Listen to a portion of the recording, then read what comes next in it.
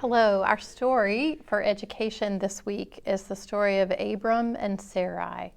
Abram and Sarai find a new home. It's based on Genesis chapter 12, verses 1 through 4a, and chapter 17, verses 1 through 16. Here's the story. Sometimes families move. They move from one neighborhood to another. They move from one city to another. They even move from one country to another. When families move into one country from another country, we call them immigrants. That's what Abram and Sarai were, immigrants. They lived in Haran, where their families had always lived. They knew everyone, and everyone knew them. They lived the lives they had always lived, and they did the work their families had always done. They were comfortable in Haran.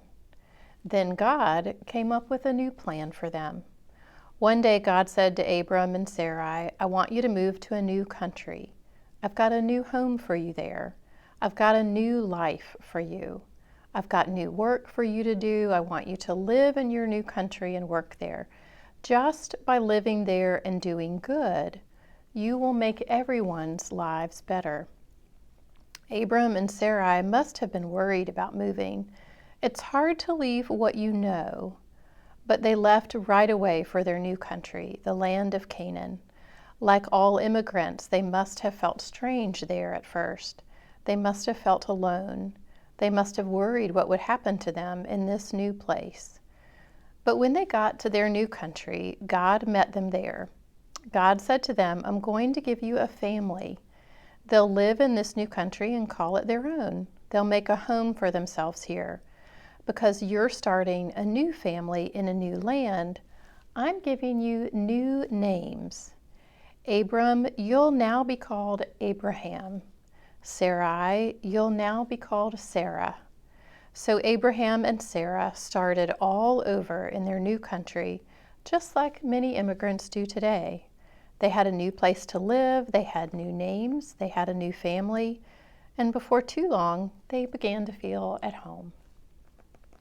Our questions for this week are, have you ever heard people who've moved from another country speaking a different language than you do?